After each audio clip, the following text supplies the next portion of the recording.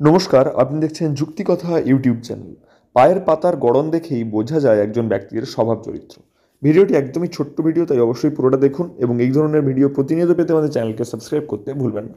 চলুন শুরু করা যাক।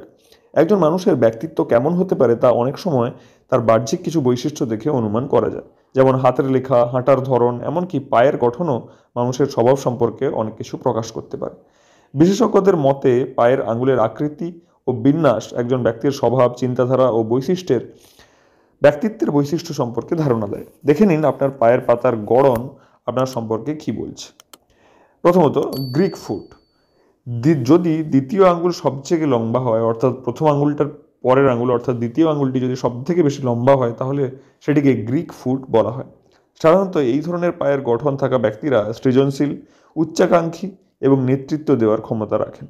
এরা নতুন কিছু করার জন্য সবসময় উদ্দীপ্ত থাকেন এবং আশেপাশের মানুষকে অনুপ্রাণিত করতে পারেন। দ্বিতীয়ত, রোমান ফুট।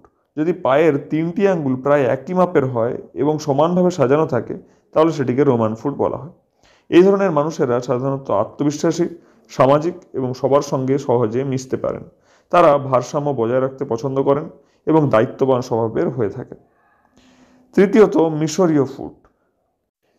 যদি বড় আঙুল সবথেকে লম্বা হয় এবং বাকি আঙুলগুলো ক্রমান্বয়ে ছোট হতে থাকে, তাহলে সেটিকে মিশরীয় ফুট বলা হয়।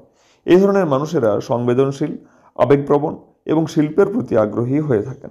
তারা সাধারণত অন্তর্মুখী হন এবং নিজের মতো করে সময় কাটাতে পছন্দ করেন। এরপর চতুষ্কোণ বা স্কোয়ার ফুট। যদি সব আঙ্গুল প্রায় একই মাপের হয়, তাহলে সেটিকে স্কোয়ার ফুট বলা হয়। এই ধরনের ব্যক্তিরা বাস্তববাদী, ধৈর্যশীল এবং চিন্তাশীল হয়ে থাকেন।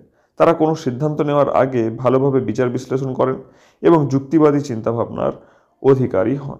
ভিডিওটি কেমন লাগলো অবশ্যই কমেন্ট করে জানান এবং প্রয়োজনীয় মনে হলে আপনার পরিজনদের সঙ্গে শেয়ার করতেও ভুলবেন না। দেখা হচ্ছে পরের ভিডিওতে, ততক্ষণ পর্যন্ত ভালো থাকুন। ধন্যবাদ।